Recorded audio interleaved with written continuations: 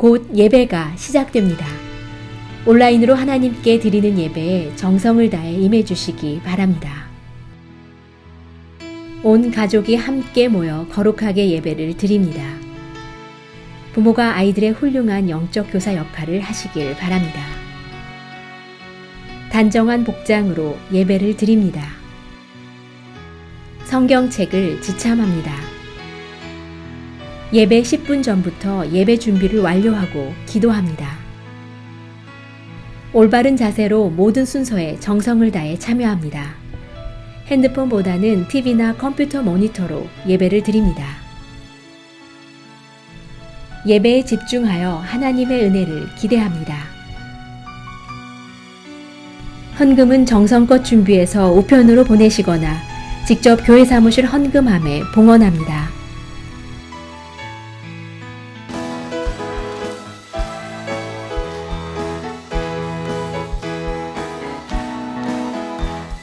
주와 같이 일하는 건 즐거운 일 아닌가. 우리 주님 걸어가신 발자취를 이절로 찬양합시다. 어린아이같이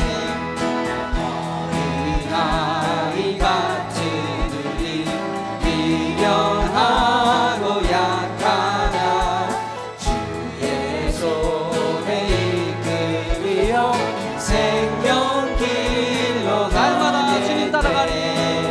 날마다 주님 따라가리. 한 걸음씩 또 한 걸음씩 주님 나와 영원히 함께 하시니 기쁨으로 걸어가리.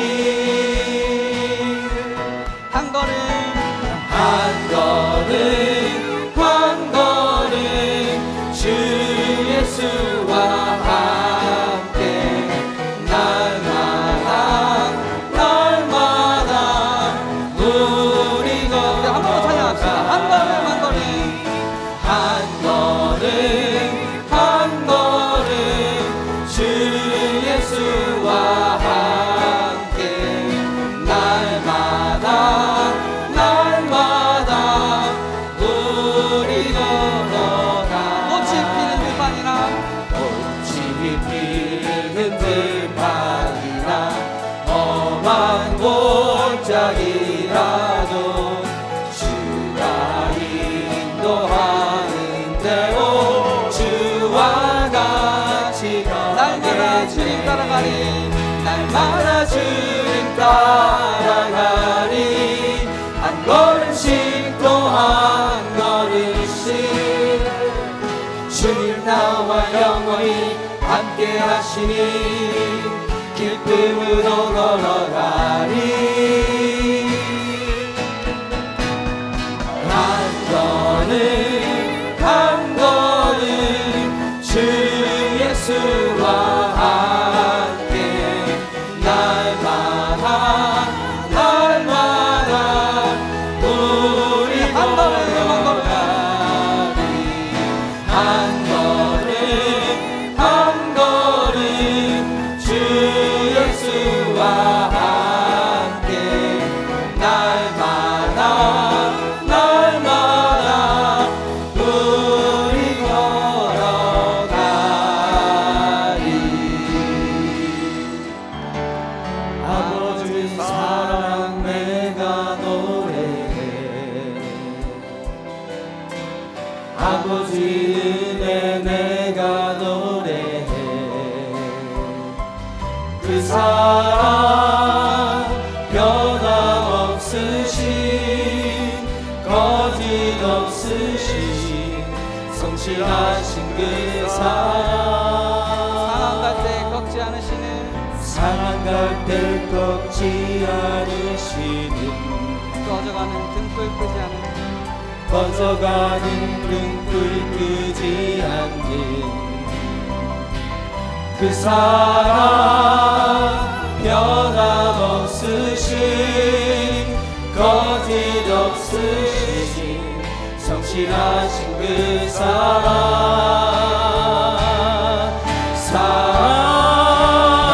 사랑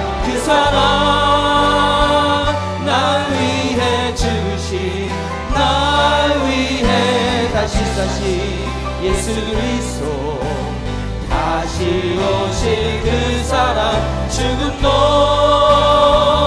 생명도 천사도 하늘의 어떤 권세도 끊을 수 없는 영원한 그 한 번 더 사랑 찬양합시다.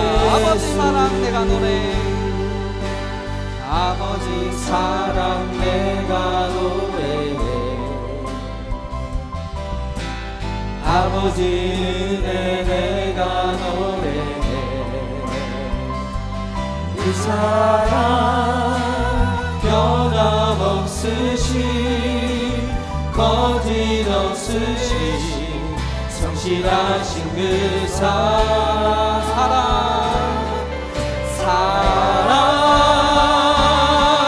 그 사랑 날 위해 죽으신 날 위해 다시 사신 예수 그리스도 다시 오실 그 사랑 죽음도 생명도 천사도 하늘의 어떤 권세도 끊을 수 없는 영원한 그 사랑 예수 내 구주 예수를 내 구주 예수를 더욱 사랑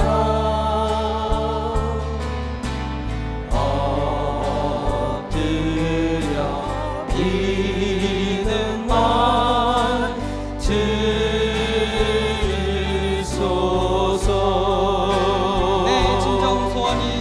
내 진정 소원이 내 구주 예수를 더욱 사랑 더욱 사랑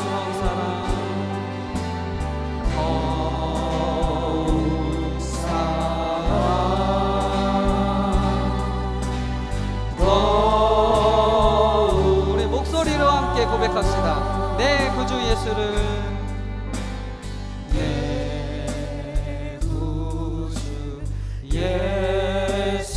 예수를 더욱 사랑 엎드려 비는 말 엎드려 비는 말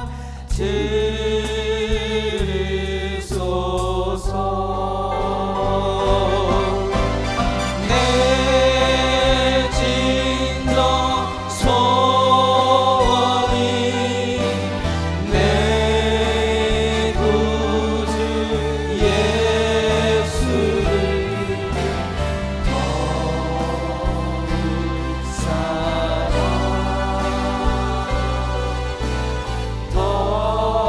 더욱 내 진정 소원이 한 번 더 고백합시다.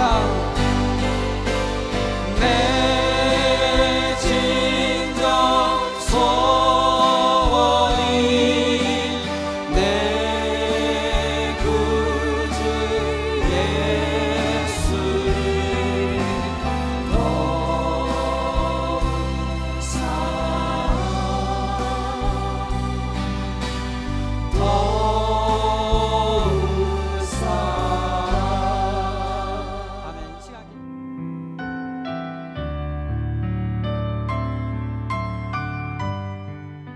하나님이 말씀하시기를 말세에 내가 내 영을 모든 육체에 부어주리니 너희의 자녀들은 예언할 것이요 너희의 젊은이들은 환상을 보고 너희의 늙은이들은 꿈을 꾸리라. 그때에 내가 내 영을 내 남종과 여종에게 부어주리니 그들이 예언할 것이라. 아멘. 실록의 계절 5월을 허락해 주셔서 감사를 드립니다. 또한 저희 어머니들로 인해 감사를 드립니다. 낳아주실 뿐만 아니라 사랑으로 키워주시고 돌봐주시고 또한 어머니를 통해 하나님의 사랑을 알아가게 하심에 또한 감사를 드립니다. 오늘도 진리의 영이신 성령님께서 예배하는 우리의 심령의 문을 열어 주옵소서. 영광 가운데 함께 하시는 거룩하신 하나님을 보게 하여 주옵소서. 오순절 마가의 다락방에 임하셨던 것과 같이 오늘도 각자의 자리에서 온라인을 통해 예배하는 우리 가운데 임하여 주시옵소서. 성령 충만케 하여 주옵소서. 하나님의 임재를 경험케 하여 주옵소서. 담임 목사님을 통해 하나님의 말씀을 들을 때에 우리의 심령이 뜨거워지게 하시고 아멘으로 화답하게 하옵소서. 우리의 모든 예배를 기뻐 받아 주시옵소서. 우리를 죄 가운데서 구원하신 살아계신 예수님의 이름으로 기도드립니다. 아멘.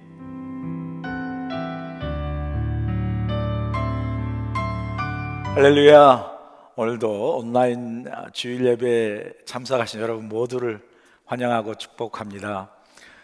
오늘은 어머니 주일입니다. 마더스데이 주일이죠. 우리 교회 모든 어머님들에게 많은 수고와 헌신에 대해서 진심으로 감사하고 또 어머니 날을 맞이해서 축하를 드립니다. 저희 교회 모든 어머니들에게 우리의 감사와 사랑을 다 표할 수 있으면 좋겠지만, 저희 교회에서는 아마 여선교회에서 80세 넘으신 우리 어머님들에게 온 교회를 대표해서 감사와 사랑의 표시를 한 걸로 알고 있습니다. 어제 몇몇 우리 권사님들이 전화를 주셨어요. 뭐 이렇게 집에서만 있고 교회에 큰 힘이 되지 못하는데 이런 선물까지 주냐고 그렇게 겸손하게 말씀하셔서, 아니라고, 우리 권사님들이 교회를 사랑하고 기도하는 그 사랑과 헌신이 얼마나 귀하고 감사한지 모릅니다라고 제가 오히려 감사를 드렸습니다. 수고하시고 여성교회에 또 모든 전달하시는 목자와 속장님들에게 감사드리고요, 모든 어머님들께 다시 한번 진심으로 또 감사하고 또 축하를 드립니다. 계속해서 온라인 주일 예배를 드리고 있습니다. 세계 선교대 2020 위해서 여러 성도님이 기도할 때마다 기도해 주신 거 감사하고요, 모든 것이 하나님의 손에 있기 때문에 하나님이 합력하여 선을 이룰 수 있도록 계속 2020 세계 선교대회에서 기도해 주시고, 그리고 또 잠시 우리가 온라인 예배로 드리는 동안 잠시 쓰기 잠언 시편 열심히 쓰고 계시는 성도님들 웹사이트에 또 이렇게 필사하는 모습을 보니까 너무너무 감사하고 참 고맙습니다. 계속해서 말씀 가운데 필사를 통해서 은혜 받으시고요, 온라인 예배를 계속 드리고 있습니다. 여러분, 예배와 말씀으로 이 코로나 5월 말까지, 특별한 사정이 없으면 5월 말까지 가게 될 텐데요, 말씀과 은혜 가운데 잘 지나가시길 바라고요, 건강 늘 조심하시고, 또 우리 교회에 병중에 있고 또 스스로 회복 중에 있는 성들도 계십니다. 특별히 여러분 기도하실 때마다 위에서 중보로 기도해 주시면 감사를 드리겠습니다. 이제 우리 다 같이 영상 광고 보시겠습니다.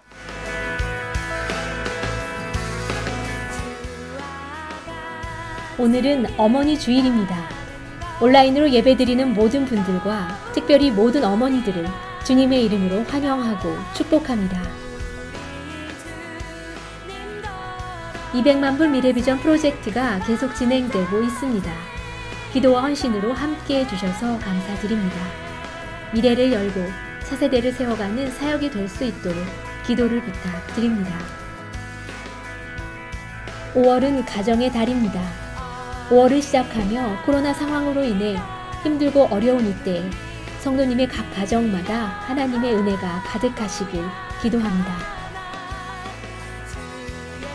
오늘 어머니 주일을 맞아 80세 이상 되시는 어머니들께 교회와 총여선교에서 준비한 선물을 각 목장을 통해 전달해 드렸습니다. 늘 강건하시기를 기도합니다. 한희준 담임 목사님의 주일 설교 영상이 KBFD 방송을 통해서 매 주일 오전 8시에 TV로 방영됩니다. 많은 시청을 바랍니다. 코로나19 종식을 위한 전교인 금식 기도가 계속되고 있습니다. 기도 제목을 위해 함께 기도하시면서 동참해 주시기 바랍니다. 성경 잠시 쓰기 운동을 합니다. 잠언과 시편을 필사하여 어려운 상황에 영적으로 깨어있기를 기도하는 마음으로 함께 동참해 주시기 바랍니다. 헌금 안내를 해드립니다. 우편으로 받으신 헌금 봉투를 이용하여 우편으로 교회에 보내시거나 사무실로 직접 오셔서 헌금함에 드리시면 됩니다. 헌금은 하나님께 드리는 것이니 마음을 다하고 정성을 다해서 드리시기 바랍니다. 현 주정부와 시정부의 자택격리 행정명령이 5월 31일까지 연장이 되었습니다. 상황의 호전 여부에 따라 교회의 예배 및 각종 모임의 정상적인 활동이 이루어질 경우 신속하게 알려드리겠습니다. 온라인 예배를 통해서 온 가족이 함께 예배함으로 하나님께 더욱 가까이 나아가는 시간 되시기 바랍니다.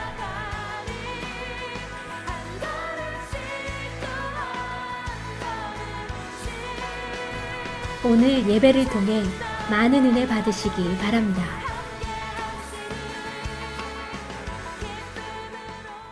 나의 생명 되시며 나의 힘이 되시는 주님, 십자가의 능력으로 완전한 사랑을 이루신 예수님, 우리들의 생사화복을 주관하시는 하나님, 신실한 주님께 영광과 찬양을 올려드립니다. 그 한량없는 주님의 은혜에 감사를 드립니다. 잠시 멈춰있는 이 기간, 나를 돌아보며 주님과의 관계를 새롭게 정립해 갈 수 있는 시간 되게 하시고, 또한 소중한 가정 예배를 다시 세워주시니 감사를 드립니다. 비록 주님의 전에 모여 다 함께 예배를 드리지는 못하여도 이 시간 간절한 마음과 정성을 다하여 온라인으로 드려지는 이 예배를 받아 주시옵소서. 현실을 바라보며 힘들어하는 연약함에서 하나님의 약속의 말씀을 붙들고 환경을 극복하며 하나님의 선하심과 인도하심을 믿고 바라보며 그 말씀만을 의지하는 저희들 되기를 원합니다. 오른 가정의 달입니다. 각 가정마다 작은 교회로서 나누고 베풀 수 있는 주님의 사랑을 실천하며 감사하는 복된 가정들로 축복하여 주옵소서. 아버지, 우리의 자녀들 어디에서든지 주님의 손길을 느끼며 주님만을 바라보며 그분의 인도하심에 순종하는 복된 자녀들로 지켜주시옵소서. 각각의 처해져 있는 자리에서 신실하신 주님만을 신뢰하며 그 한 분만을 의지하고 바라보며 견디며 이겨내는 승리의 삶, 축복의 시간들로 인도하여 주옵소서. 길이요 진리요 생명 되시며 참 실체 되신 부활의 주님, 그리스도의 이름을 존귀케 하는 삶으로 그리스도의 능력을 힘입어 서로에게 사랑과 화목을 나누며 베푸는 행함이 있는 믿음으로써 그리스도의 사랑을 실천하며 주님과 동행하며 승리하는 우리들의 믿음의 삶 되기를 간구합니다. 코비드-19 팬데믹으로부터 고통받으며 아파하며 힘들어하는 그들을 치료하여 회복시켜 주시옵소서. 또한 의료진들의 건강도 보호하여 주시옵소서. 한우준 담임 목사님을 통하여 선포되어지는 말씀이 저희들에게는 레마의 말씀으로 복음의 능력의 말씀 되어 아멘으로 화답하게 하옵소서. 받은 사명 헌신 봉사하며 사랑으로 섬기시는 한 목사님과 사역자님들 영육간의 강건함으로 주님의 뜻을 이루어드리는 귀한 사역으로 늘 함께 인도하여 주옵소서. 우리 온 성도님들의 가정에 경제적으로 건강으로 어려운 삶의 문제와 고통들을 하나님의 때에 하나님의 시간으로 인내하며 기다릴 수 있는 성숙함이 있는 성숙된 신앙인들로 지켜주시옵소서. 치유와 회복으로 또한 변화되어가는 믿음의 과정으로 주님이 주시는 지혜로 이 어려운 시기를 잘 대처해 나갈 수 있기를 성령 하나님 함께하여 주옵소서. 금년에 계획되어 있는 교회의 모든 사역들 주님의 때에 주님의 방법으로 진행되어 우리 모두에게는 기쁨이 되며 아름다운 결실로 감사드릴 수 있도록 주님 인도하여 주시옵소서.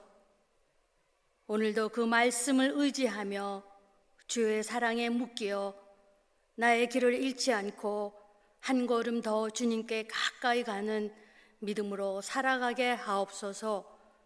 감사드리며 예수님의 이름으로 기도드립니다.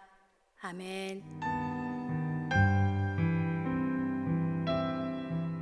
오늘 우리에게 주시는 하나님의 말씀은 사도행전 27장 18절부터 26절입니다.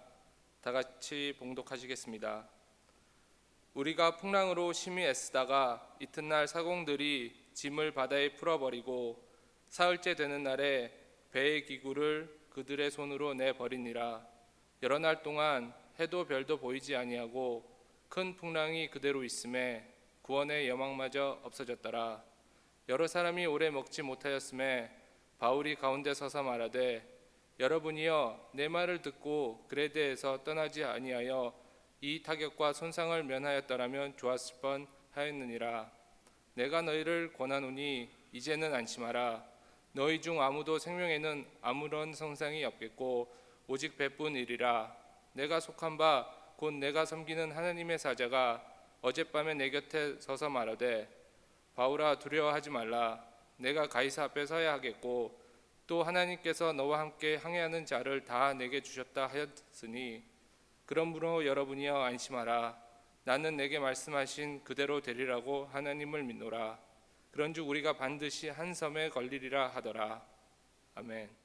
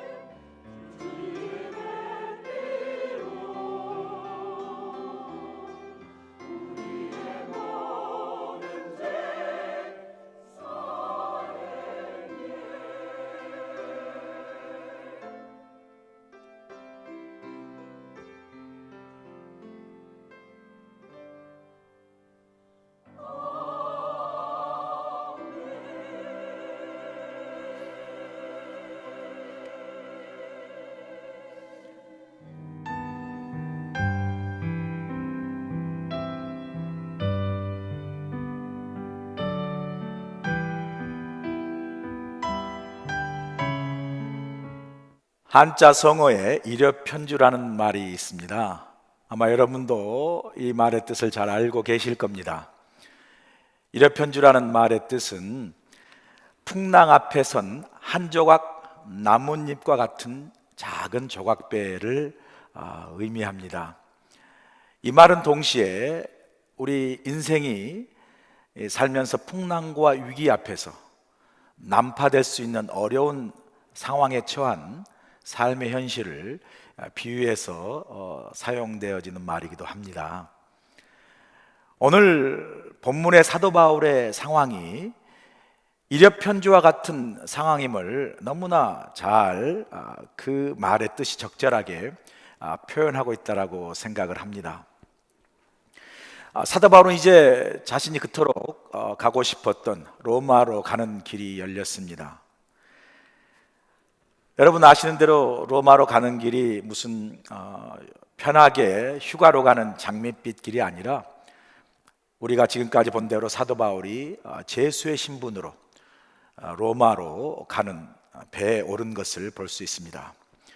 로마 군인 백부장 율리오라는 사람의 인도하에 아마 화물선으로 알려진 거죠. 분명히 무역을 감당하는 화물선인 알렉산드리아 배를 타고 다른 제수들과 함께 또 선원들과 함께 로마로 가는 그러한 여정의 배에 오르게 됩니다. 로마로 이제 항해하는 중에 중간 기착지인 미양이라는 곳에 도착하지 않습니까? 이 미양이라는 곳 도착하니 벌써 겨울이 되었습니다. 사도 바울이 백부장에게 이제 벌써 겨울이 되었으니까 이 중간 기착지 미양에서 겨울을 나고 이른 봄에 로마로 가는 것이 좋겠다라고 백부장에게 제안을 하죠. 지중해의 겨울바다가 늘 예측할 수 없는 풍랑으로 아주 항해하기가 위험하기 때문에 사도 바울이 백부장에게 건의하면서 동시에 경고를 주는 거죠. 사도 바울이 하나님 주신 예감으로 볼 때 이곳에서 겨울을 나고 이른 봄에 로마로 가는 것이 훨씬 더 안전한 여행이라는 것을 깨달은 사도 바울이 백부장에게 이곳에서 미양에서 겨울을 나기를 그렇게 공고하고 경고를 하지만 우리가 지난주에 말씀 나눈 대로 백부장은 사도 바울의 말보다 사도 바울의 경고보다 배의 선장과 선주의 말을 더 믿었다라고 그렇게 말하고 있습니다. 특별히 미양이라는 곳은 겨울나기가 불편하다고 우리가 보지 않았습니까? 호텔 시설도 없고 유흥 시설도 없어서 같은 그레데 섬에 있는 다른 큰 항구인 베닉스라는 항구에 가면 훨씬 과동하기가 겨울나기가 훨씬 좋기 때문에 선장과 선주의 말을 사도 바울의 경고보다 훨씬 더 믿었기 때문에 이제 출항하기로 그렇게 결론을 내리고 배가 이제 출항을 합니다.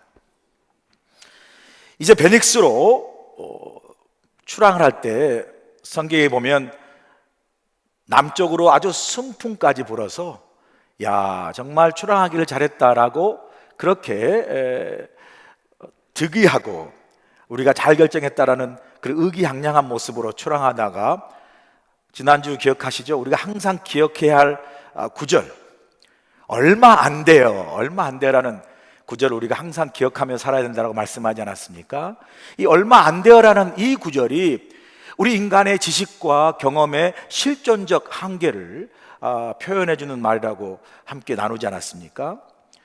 순풍을 불어서 야 우리가 참 모든 걸 잘 판단했다 우리의 결정이 맞았다라고 가는 그 결정이 그 자신들의 전문적인 지식이 얼마 안 되어서 바로 이어지는 큰 광풍을 유라굴라라는 강풍을 보지 못하는 이 지식의 한계를 우리가 보지 않았습니까?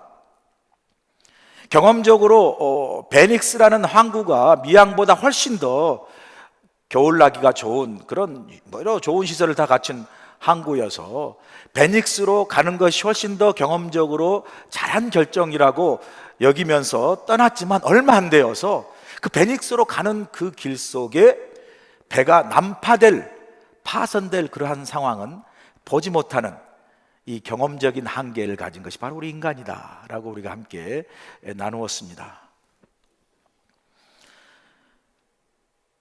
이 지식의 한계와 경험적 한계를 가진 우리 인간이 때로는 우리가 모든 걸 다 안다고, 우리가 경험한 것이 전부라고 생각하고 우리의 생각, 우리의 판단을 앞서서 사도 바울이 하나님이 주신 예감으로, 하나님이 주신 어떤 미리 보여주신 깨달음으로 미양을 하는 곳에 머물러라는 경고를 무시하고 베닉스의 항구를 우리의 지식과 우리의 경험을 앞서서 출항했던 그 출항의 결과가 어떻게 됩니까?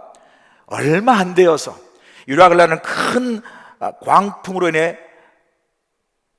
백부장이 탄 배가 정말 일여편주, 그 큰 풍랑 앞에선 한 조각의 작은 조각배와 같은 그런 배가 파손될 위기에 빠지게 되는 것을 볼 수 있습니다. 배가 파손되면 결국 배뿐만 아니라 배의 모든 것, 화물, 그리고 배에 승선한 모든 승선원, 사도 바울의 생명까지도 다 잃어버릴 그러한 아주 삶의 위기에 빠지게 된 것이죠.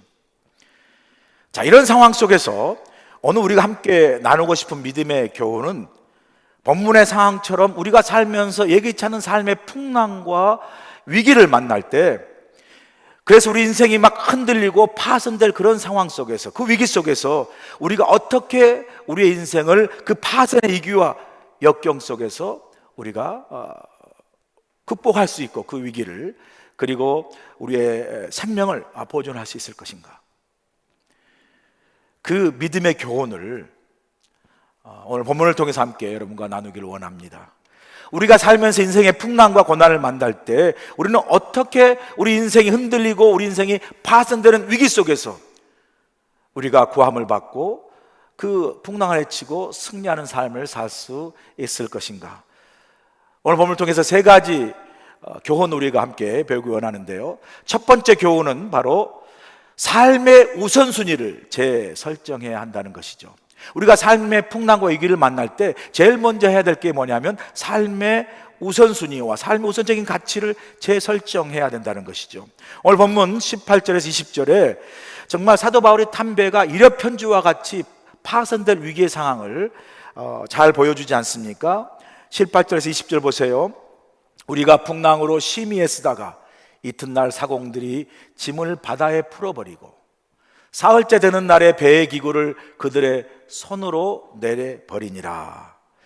20절 보니까 여러 날 동안 해도 별도 보이지 아니하고 큰 풍랑이 그대로 있음에 구원의 여망마저 없어졌더라. 20절 후반절에 구원의 여망마저 없어졌더라, 이 말을 새번역 성경은 이렇게 번역합니다. 우리는 살아남으리라는 희망을 점점 잃었다라는 표현으로 새 번역은 그렇게 번역하고 있습니다. 이 18절 20절을 보면요, 사도 바울이 탄 배가 만나는 그 풍랑이 점점 더 심해지고 깊어지는 것을 볼 수 있습니다.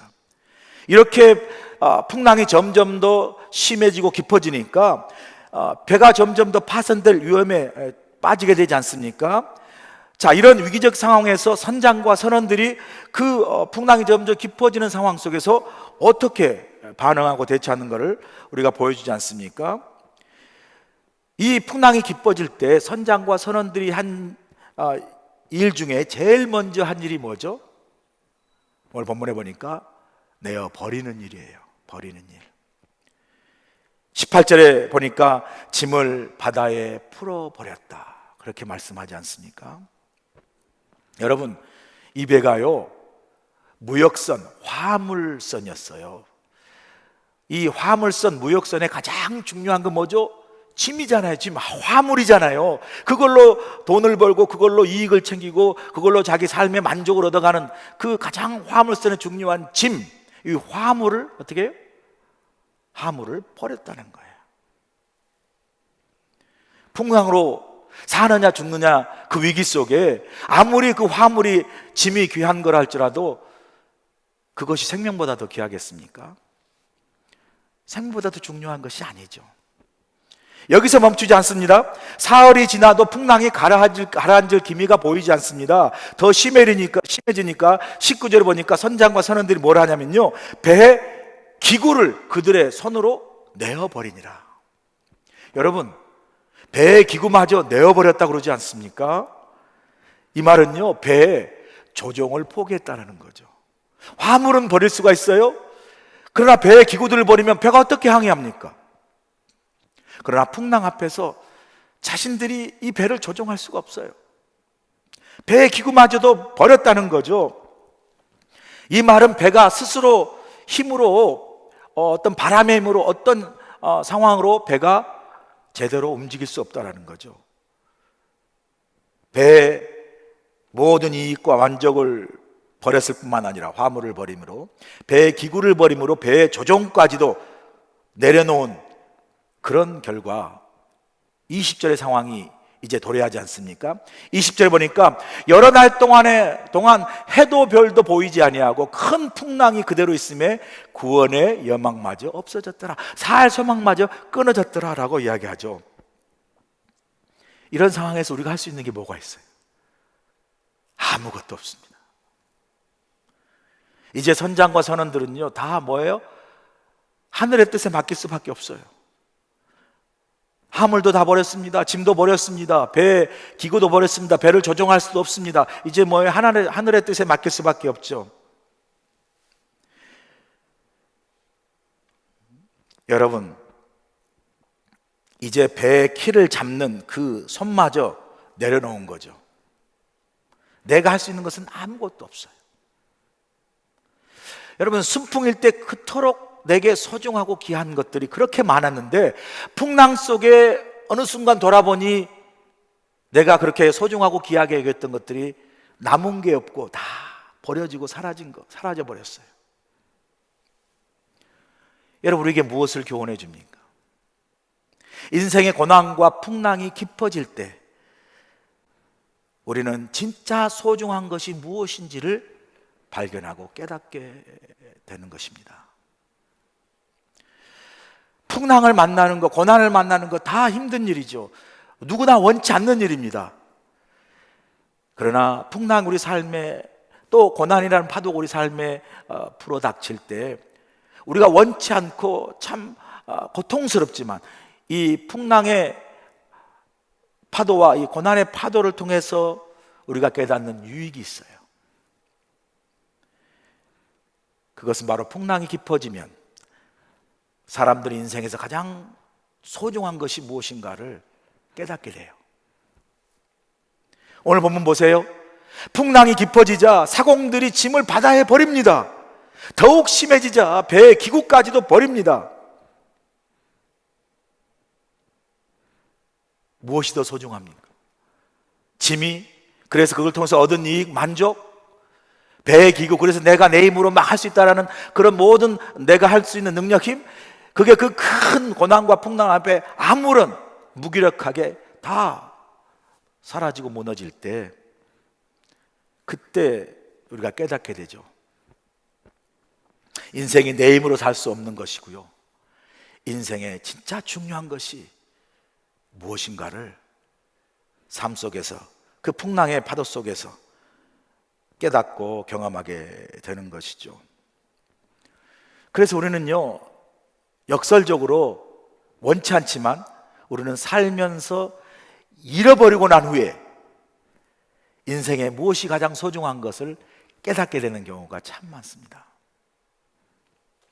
연세대학교 철학과 명예교수죠, 올해로 101세 되시는 김영석 교수가 있지 않습니까?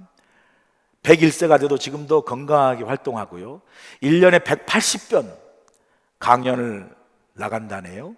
그리고 1년에 2권씩 책을 집필하는, 정말 100세가 넘은 가운데도 너무나 건강하게 활동하고 있는 김영석 교수님이 쓴 자기 자서전적 수필집이 있죠. 제목이 100년을 살아보니라는 책입니다. 아마 여러분 가운데 보신 분도 계실 텐데, 그 100년을 살아보니라는 그 책 안에 소제목이 다 떠나고 나면 무엇이 남는가라는 그 소제목 글에서 이렇게 고백합니다.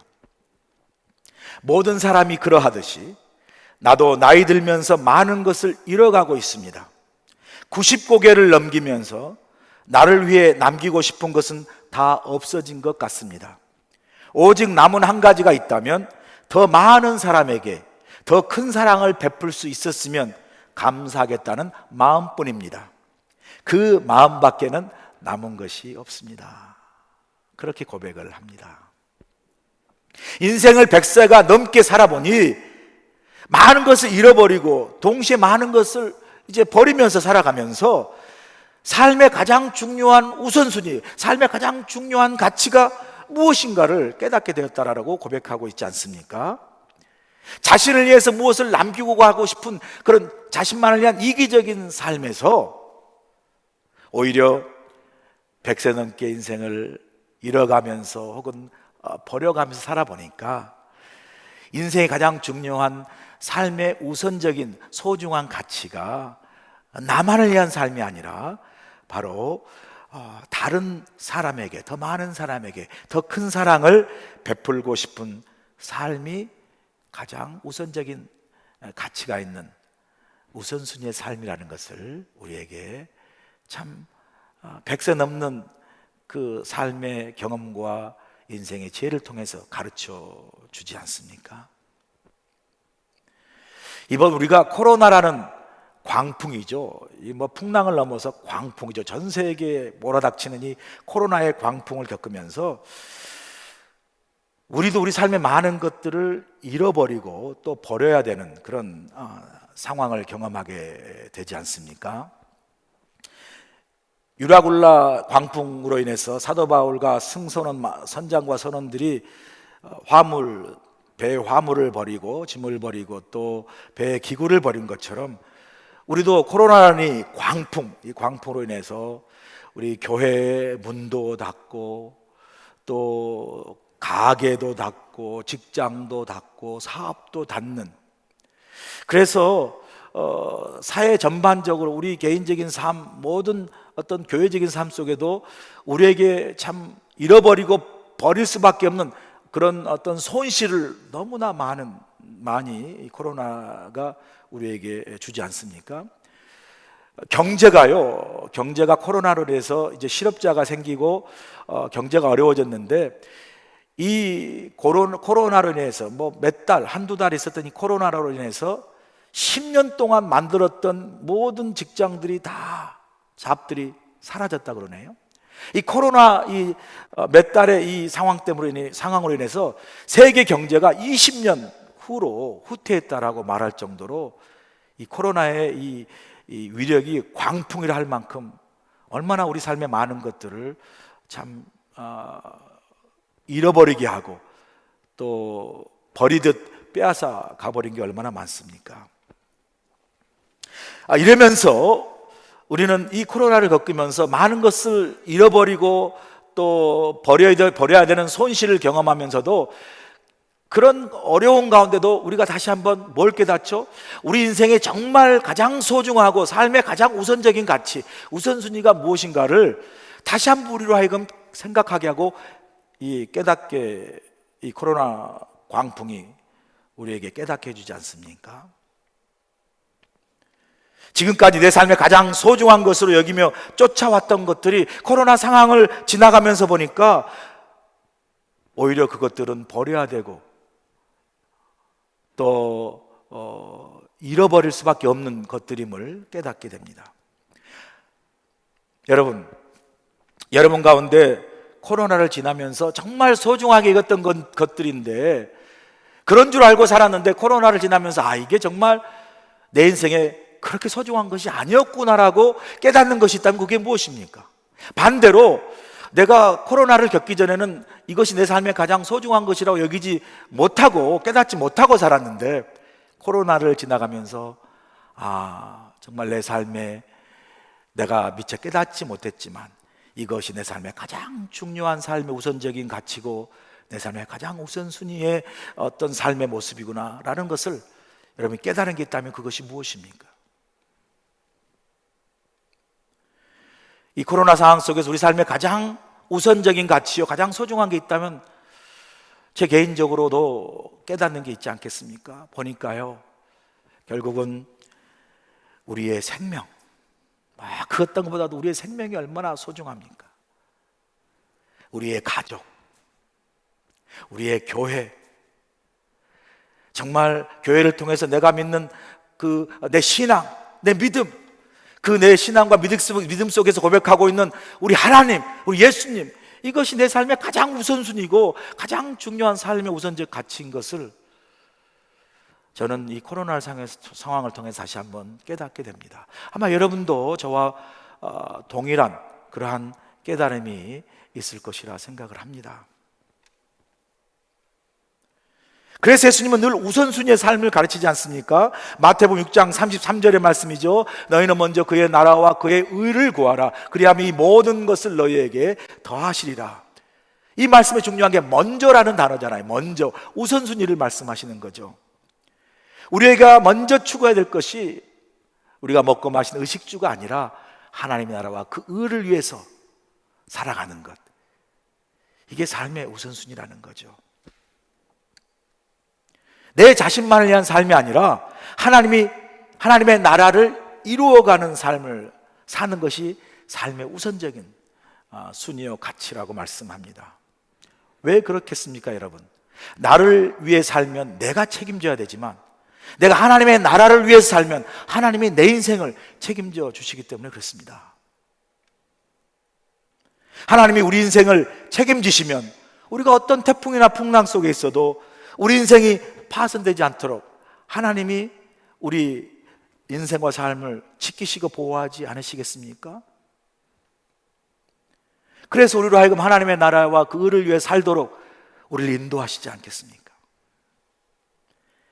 인생의 풍랑과 위기를 만날 때 우리가 제일 먼저 해야 될 것은 삶의 우선순위를 재설정하고 내가 사는 인생이 아닌 내 인생이 하나님을 통해서 인도함 받고 살아가는 삶이 되도록, 그래서 하나님을 내 삶의 가장 우선 삶의 중심적인 가치로 우리가 두고 살 때 하나님이 내 삶을 이끌어 가시고 나를 통해서 하나님의 나라와 의를 이루어 가시는 그 삶을 통해서 또한 하나님 나를 인도하시고 지키시고 보호하시는 그런 축복된 인생, 하나님이 지키시는 인생을 살아가게 될 줄로 믿습니다. 이런 하나님이 여러분의 인생을 책임져 주시고 이끌어 가시는 삶을 사시길 주님을 간절히 축원합니다. 우리가 살면서 인생의 풍랑을 만날 때 파선의 위기를 극복해야 할 두 번째 중요한 비결은요, 사명을 붙잡고 두려워하지 말아야 한다는 거죠. 오늘 본문 22절 보세요. 내가 너희를 권하노니 이제는 안심하라. 너희 중 아무도 생명에는 아무런 손상이 없겠고 오직 배뿐이라. 여러분, 사도 바울이 이제 풍랑으로 인해서 살사막이 거의 끊어진 그런 상황 속에서 배가 파손될지는 몰라도 너희들의 생명은 안전할 것이라고, 그래서 안심하다라고 선원들에게 위로하고 권면하지 않습니까? 그런데 여러분, 이 말을 하고 있는 사도 바울이 어떻게 이런 말을 할 수 있었을까? 한번 생각해 보세요. 사도 바울도 같은 그 배에 타고 있지 않았습니까? 사도 바울 역시 그 풍랑 속에서 배가 파손될지도 모르는 그 위기 속에서 아마 사도 바울도 인간이기 때문에 두려워하고 무섭고 떨리지 않았겠습니까? 그런데 그런 상황 속에서 20절에 보니까 해도 보이지 않고 밤에 달도 보이지 않는, 별도 보이지 않는 그런 그 칠흑 같은 밤을 며칠 지나면서 사도 바울이 그 몇 날 며칠을 무엇을 뱃속에서 했을까? 두려워 떨고 있었다면 어떻게 다른 선원에게 두려워하지 말라, 안심하라고 말했겠습니까? 분명히 몇 날 며칠 해도 별도 보이지 않는 그 큰 풍랑 속에 있었던 어둠 속에서 사도 바울이 아마 한 것이 있다면 저는 하나님께 간절히 기도했을 것이라 저는 그렇게 생각합니다. 사도 바울이 하나님께 어떻게 기도했겠습니까? 하나님 저더러 로마에 가서 복음을 전하라고 하셨는데 이렇게 지금 풍랑으로 해서 배가 파손되어서 내가 여기 생명을 다 잃어버린다면 하나님이 내게 로마에 가서 복음을 전하라는 약속은 다 거짓말입니까? 그런 기도를 하나님께 드리지 않았겠습니까? 그런 하나님을 향한 사도 바울의 기도에 하나님께서 응답하시죠. 본문 23절과 4절에 하나님의 그 사도 바울의 기도의 응답이 나타나지 않습니까? 내가 속한 바 곧 내가 섬기는 하나님의 사자가 어젯밤에 내 곁에 서서 말하되 바울아 두려워하지 말라 내가 가이사 앞에 서야 하겠고 또 하나님께서 너와 함께하는 자를 다 내게 주셨다 하셨으니.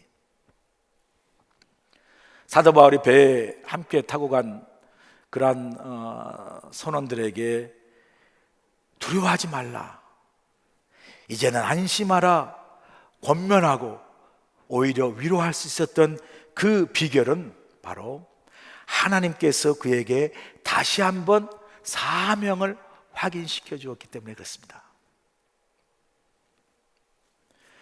하나님은 지금 풍랑으로 인해서 배가 파손되어 생명을 잃어버린 그런 두려움 속에 있는 사도 바울을 포함한 모든 승무원들에게, 선원들에게 사도 바울을 통해서 두려워하지 말라고 말씀하시죠. 왜냐하면 바로 사도 바울의 사명 때문에 그렇죠. 사도 바울로 하여금 로마에 가서 황제 앞에 재판을 받고 동시에 복음을 로마에 가서 전해야 할 사명이 있기 때문에 너희들은 죽지 않을 것이라 약속을 사도 바울의 사명을 통해서 주시는 것을 볼 수 있습니다. 사도 바울이요, 바로 하나님이 사명을 다시 확인시켜 주셨을 때 사도 바울은 바로 자신은 죽지 아니하고 그 사명을 하나님께서 이루시게 할 것이라는 확신을 가졌기 때문에 물론 두렵고 물론 떨렸겠지만 바로 그 사명 안에서 오히려 다른 사람을 위로할 수 있는, 안심하라고 오히려 안돈시킬 수 있는 그런 담대한 믿음을 가질 수 있었습니다. 이렇게 하나님이 주신 사명이 분명한 사람은요, 그 사명을 이룰 수 있도록 하나님이 그 사람을 보호해 주시고 인도해 주실 것을, 내 안에 사명이 분명한 사람은 그걸 아는 거예요. 왜? 내게 하나님 주신 사명이 있고 그 사명을 통해서 하나님이 나를 인도해 가시고 그 사명을 이루실 수 있도록 나를 지키시고 도우시고 보호하실 걸 믿기 때문에 이런 풍랑과 위기 속에서도 오히려 하나님의 사명을 붙들고 그 사명 안에서 역사하신 하나님을 믿기 때문에 담대하고 두려워하지 않고 오히려 안심할 수 있는 그런 능력이, 사명이 있는 사람에게 나타나는 것을 우리가 볼 수 있습니다. 데이빗 리빙스턴 아시죠? 아프리카 선교의 아버지 혹은 개척자라고 말하죠. 30년 동안 아프리카 내륙에 사람의 발길이 닿지 않는 오직 곳곳에 들어가서 예수 그리스도의 복음을 전한 그 아프리카 선교의 개척자를 할 수 있죠. 그런데 이 리빙스턴에게는 항상 그 환경의 그 위험, 그렇죠? 맹수나 질병 같은 환경 위험에 늘 노출되어 있었습니다. 리빙스턴 어느 날 그 선교를 하는 가는 중에 사자에게 물려서 거의 정말 죽을 뻔하다가 살아난 그런 상황이 있었습니다. 그때 사자에게 물린 부상을 인해서 그 리빙스턴 주위에 함께 일하는 사람이나 그 같이 일하던 원주민들이 다 이제 리빙스턴은 이제 죽을 것이다, 저렇게 많이 큰 부상을 당했는데 이제 결국 살지 못하고 죽을 것이다라고 그렇게 참 시선으로 바라보고 있는, 그러면서 위로하고 있는 사람들에게 리빙스턴이 유명한 말을 남기지 않습니까? 리빙스턴이 이 말을 하죠. 사명자는 사명을 이룰 때까지 결코 죽지 않는다. 유명한 말입니다. 그 확신대로요, 리빙스턴은 죽지 않고 오히려 수십 년 동안 더 정말 건강하게 아프리카 오지의 복음을 곳곳에 전하는 놀라운 역사를 일으키며 인생을 살아갔던 것을 볼 수 있습니다. 여러분, 사명자가 두려워하지 않는 것은 그 사명자 안에 두려움과 염려가 없어서가 아니에요. 그러나 사명자가 두려워하지 않는 것은 그 사명자 뒤에 그 사명을 함께 이루어 가시는 하나님이 있음을 믿기 때문에 그렇습니다. 그러므로 인생의 풍랑이 오고 고난으로 인생의 파산의 위기가 오고 살 소망이 끊어진 그런 상황 속에서 우리가 해야 할 일이 뭡니까? 바로 우리 인생 속에 주신 하나님의 사명을 붙잡고 다시 일어서야 하는 거죠. 여러분, 사명은요, 우리가 살아가야 할 이유고 사명은 우리가 살아가야 할 목적입니다. 제가 TV에서 그 인간극장 이런 프로그램을 좋아하는데요, 또 요즘 뭐 서민갑부 이런 프로그램도 있고 그러더라고요.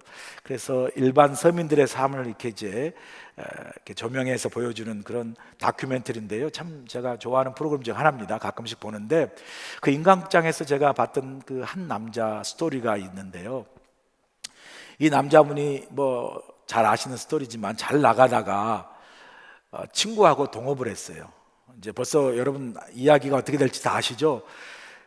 친한 친구하고 동업을 했는데 믿었던 친구가 배신하고 사기를 칩니다. 이제 아시죠? 집에 있는 뭐 집 다 날라가고 사업 다 날라가고 완전히 빈털터리가 된 거예요.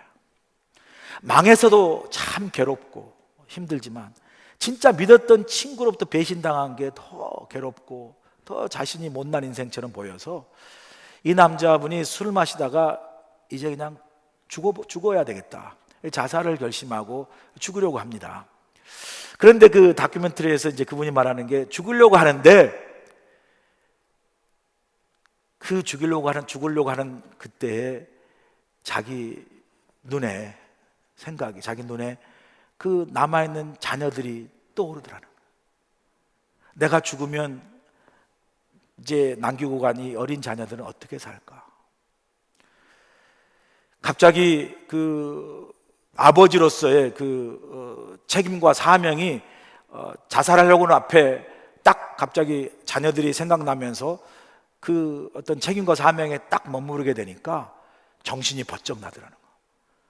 내가 이렇게 비록 힘들지만 우리 아이들에게 이런 똑같은 나의 고통스러운 삶을 물려주지 말아야 되겠다라고 생각하며 정신을 바짝 차리고 밑바닥에서부터 다시 시작한 거예요. 결국은 뭐죠? 결국은 다시 재기에 성공한 그런 케이스를 이제 그 다큐멘터리로 보여주는 프로를 봤습니다. 여러분 생각해 보세요. 아버지의 사명을 자각하고 자녀와 가족을 책임지기 위해 생을 포기하지 않고 아버지로서 혹은 가장으로서 다시 자신의 사명을 붙들고 일어나는 인간의 도리도 하물며 이럴진데, 여러분 생각해 보세요. 하나님이 우리에게 주신 사명을 우리가 깨닫고 그 사명을 붙들 때, 그 사명 속에서 우리와 함께 일하시고 그 사명을 이루어 가시길 원하시는 하나님께서 우리의 어떤 인생을 지키시고 인도하시고 보호하시고 도우시고 함께 하시지 않겠습니까? 이렇게 사명 속에서 우리와 함께 하신 하나님이 우리 가운데 있다면, 그래서 우리를 뭐 지키시고 인도하시고 보호하시고 도우신다면 우리가 두려워할 게 뭐가 있겠습니까? 여러분, 우리를 두려워하지 않고 가장 강하게 만든 게 뭔지 아세요? 돈이요? 안전이에요? 뭐 편안한 삶 아니에요. 사명이에요. 사명. 내가 살아갈 이유, 내가 살아갈 목적이 분명할 때, 더군다나 그것이 하나님이 내게 주신 사명이어서 내가 그 하나님 주신 사명을 이루어가야 할 그러한 사명감이 분명하고 그 사명을 붙들 때, 우리는 내가 살아갈 의지뿐만 아니라 나를 살려주셔서 나를 통해서 이루어가신 하나님의 그 사명 때문에 우리는 결코 죽을 수가 없어요. 망할 수가 없어요. 무너질 수가 없습니다. 다시 하나님 우리를 이렇게 세우시죠. 회복시키시고 다시 그 사명을 이루도록 우리에게 능력과 힘을 주실 줄로 믿습니다. 그러므로 우리가 인생의 풍랑과 위기를 만날 때 다른 것보다도 내가 살아가야 할 이유, 내가 살아야 할 목적인 하나님 내게 주신 사명을 붙드는 것이 바로 그 어떤 것보다도 강한 능력이 되는 겁니다. 이번 코로나 상황을 맞으면서 교회도 문을 닫고 성도가 함께 모여 예배를 드리지 못하고, 그래서 영적인 어떤 위기를 경험하고, 우리 성도들이 역시 일반적인 세상에 살면서 코로나 안에서 가게도 문을 닫고 또 사업을 문을 닫고 또 직장에서도 잠깐 이렇게 쉬어야 되는 여러 가지 어려움을 통해서 경제적인 위기를 경험하고 있는 이런 상황을 이제 함께 우리가 지나가면서 제가 제 마음속에 두 가지 사명을 다시 한번 깨닫게 되는 그런 시간을 제가 지금 갖고 있습니다. 첫 번째 사명은 바로 영적 위기와 삶의 위기를 맞고 있잖아요. 이 코로나로 인해서. 이럴 때 교회가 세상을 향해서 이렇게 힘들고 어려울 때 세상에서 정말 빛과 소금으로 세상에게 희망을 주고 소망을 주는 교회가 되어야겠다는 이 교회의 사명을 다시 한번 자각하는 거죠. 교회가 얼마나 크고 성도가 몇 명이고 교회 재정이 얼마나 크고 교회 사이즈가 얼마나 큰 그것이 중요한 것이 아니라 그런 것도 코로나니까 순식간에 교회가 텅텅 비잖아요. 자랑할 게 아무것도 없어요. 정말 하나님이 교회를 이 땅에 세우신 목적, 지치고 상한 심령들에게 교회에 와서 주님 만남으로 하나님을 만남으로 다시 위로받고 소망받는 이 교회적인 사명을 다시 한번 회복해야 되겠다라는 그런 마음을 다지게 되었습니다. 두 번째 사명은 바로 동시에 우리 성도님들이 이런 코로나를 겪으면서 가게도 문을 닫고 사업도 문을 닫고 또 직장도 어려워지는 이런 상황 속에서 많은 불안과 염려와 또 삶의 어려운 고난과 위기를 경험하지 않습니까? 이럴 때 힘들고 어려운 우리 성도님들을 위로하고 격려하는 목사가 되어야 되겠다. 이 목회자의 사명, 목사였던 다른 그 어떤 사명도 많이 있지만 바로 사랑하는 성도님들이 힘들고 어려울 때 위로하고 격려하는 그런 목사로서의 사명, 목회자로서의 사명을 다시 한번 정말 잘 붙들고 섬겨야 되겠다라는 그런 사명을 이 코로나 상황 속에서 자각하게 되었습니다. 결단하게 되었습니다.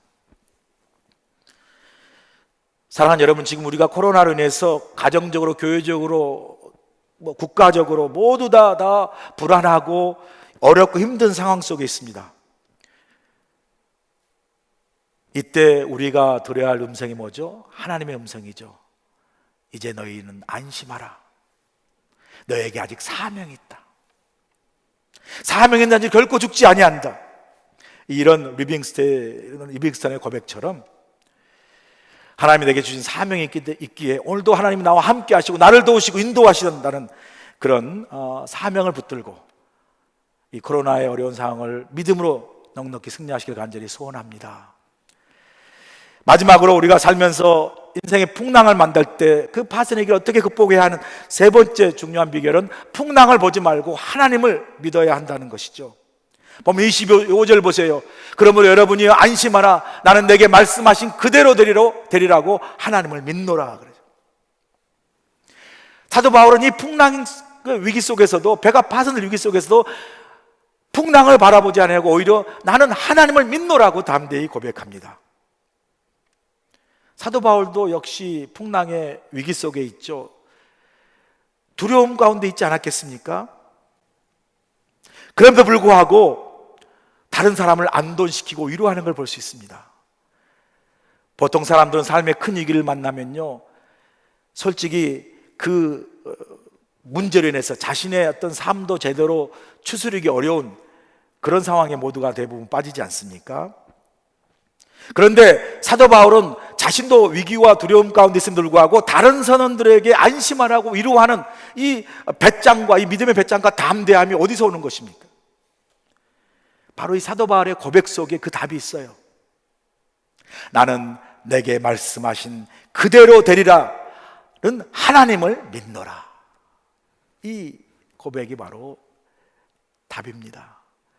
너는 반드시 살아서 로마에 가서 복음을 전할 것이다 라는 하나님의 약속을 믿는 확신에 찬 믿음의 고백이 폭풍의 위기 속에서도 바울로 하여금 두려워하지 않는 용기와 담대함을 갖도록 한 비결이죠. 그런 담대히 고백합니다. 25절 보세요. 그런즉 우리가 반드시 한 섬에 걸리리라. 저는 여기서요, 반드시라는 이 단어가 그 사도 바울의 나는 하나님을 믿노라는 확신에 찬 고백의 결과죠. 지금 풍랑 가운데 있지만 나는 반드시 하나님께서 우리를 풍랑 가운데 건지시고 한 섬에 이르게 하셔서 우리의 생명을 구원할 것이다. 담대히 고백하는 거죠.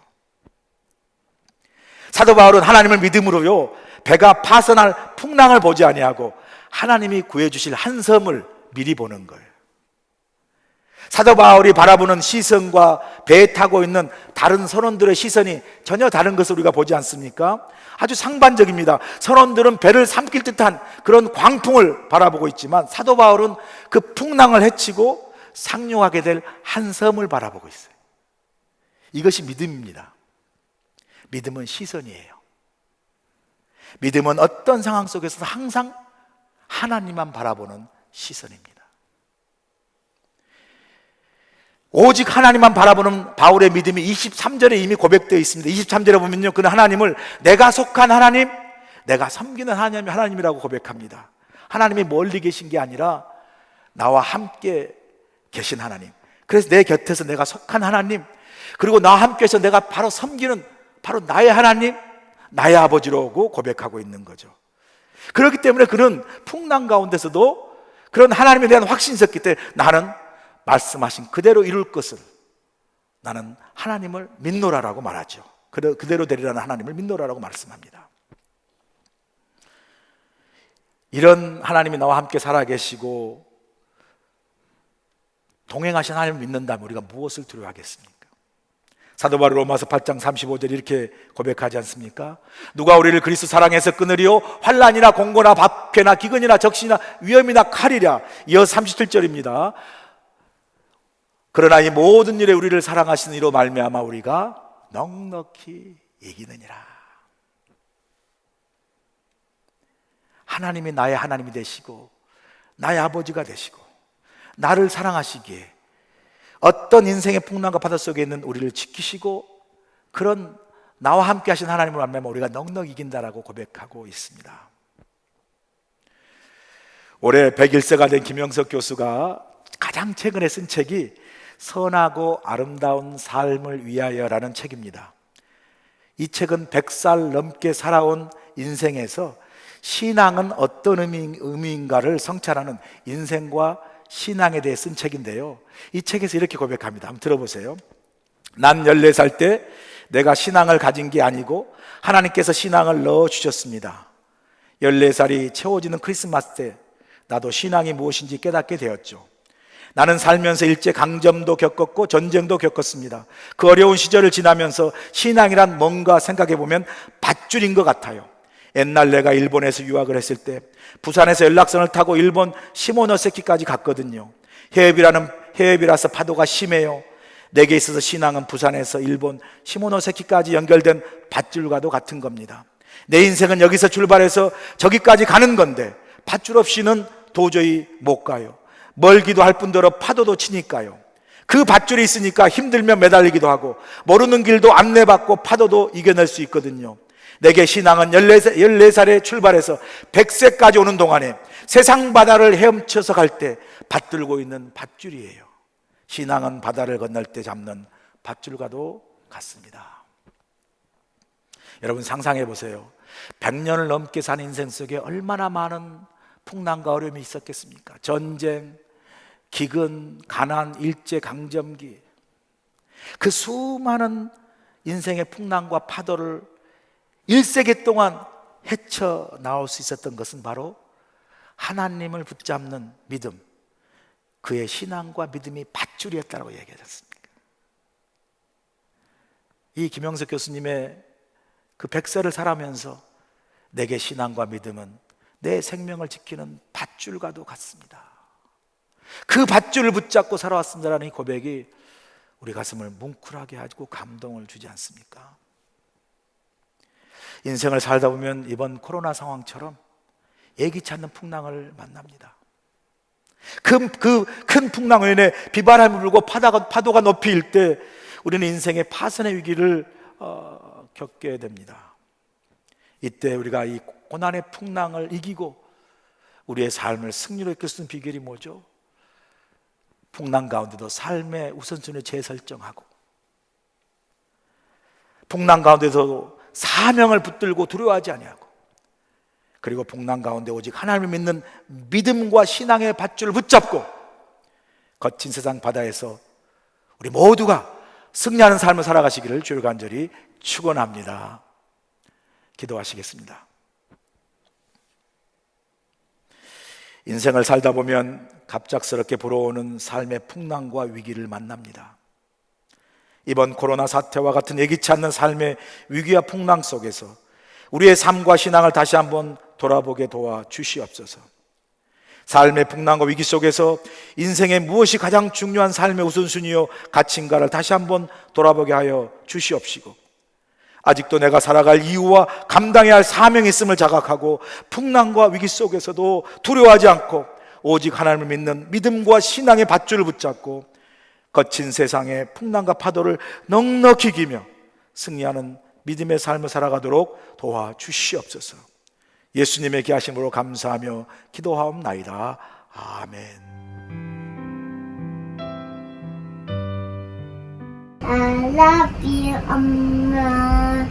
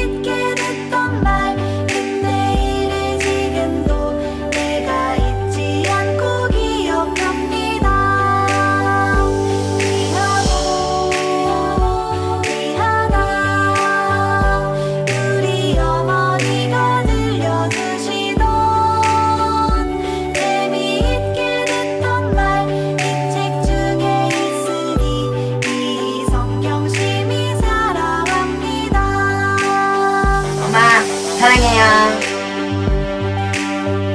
엄마 너무너무너무너무 사랑해요.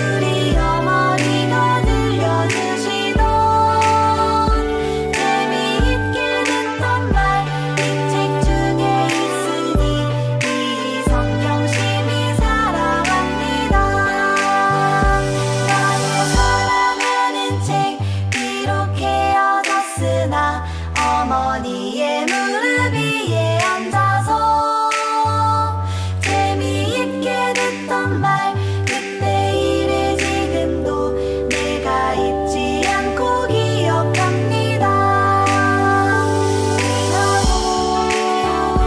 미안하다 우리 어머니가 들려주시던 재미있게 듣던 말 이 책 중에 있으니 이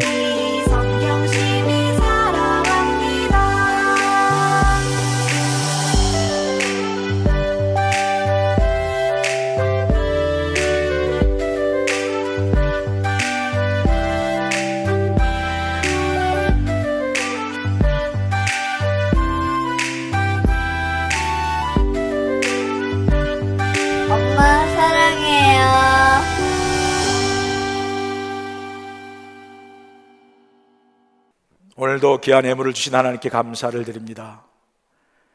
주의 거룩한 날 귀한 예물을 성별하여 바친 주님의 귀한 백성들의 마음과 손길을 기억하여 주시고, 코로나로 어려운 기근과 가뭄의 때를 지나지만 우리의 삶이 우리 손에 있지 아니하고 우리의 삶을 인도하시고 도우시고 주관하시는 분은 하루에 하나님이신 줄로 믿사오니 여호와 일에 필요한 것 채워주시고, 이 고난과 풍랑의 때를 주님만 바라보는, 주님만 붙잡고 가는 믿음으로 승리하는 삶을 살아가도록 성도님의 삶을 지키시고 인도하시고 늘 동행하여 주시옵소서.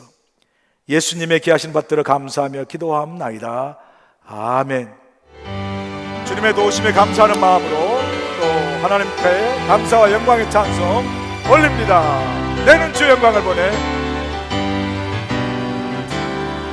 내는 주의 영광을, 우리 가운데 계신 주님, 우리 가운데 계신 주님, 그 빛난 영광, 그 빛난 영광, 온 하늘 그 찬송 온 땅, 그 찬송 온 땅 가득해. 아멘. 내는 주 영광을 보내. 내는 주의 영광을 찬송 가운데, 찬송 가운데 서신 주님, 주님의 얼굴은, 주님의 얼굴은 온 세상 향한 권능의 팔을 드셨네. 권능의 우리 두 손 들고 주의 영광을 찬양합니다.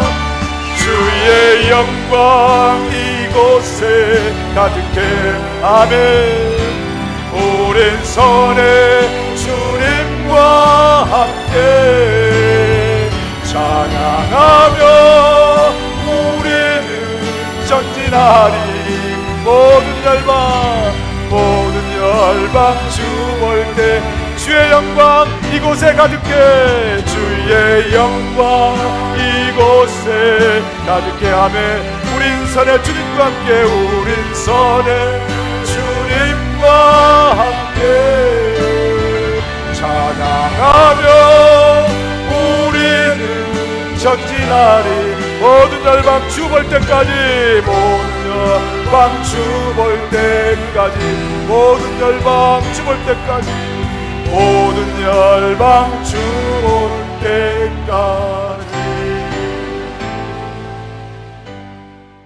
이제 우리 주 예수 그리스도의 크신 은혜와 우리 하나님 아버지의 무한하신 사랑하심과 성령님의 감동 역사하심이 코로나와 같은 광풍을 만나요 우리 인생이 흔들리고 파손되는 삶의 어려운 고난과 위기 속에서도 다시 한번 아버지 하나님, 우리 삶의 가장 소중한 삶의 우선적 가치가 무엇인가를 다시 한번 돌아보게 도와주시옵시고, 우리의 삶에 하나님 우리에게 허락하신 사명을 붙들고 두려워하지 아니하고 오직 하나님만 믿고 하나님만을 붙잡고 나아가는 그 믿음과 신앙을 통하여 어려운 이 고난의 풍랑과 코로나의 상의 그런 상황 속에서도 하나님과 함께하는 믿음으로 말미암아 승리하는 삶을 살아가도록 함께하시고 동행하여 주시옵기를 예수 그리스도의 귀하신 받들어 간절히 축원하옵나이다.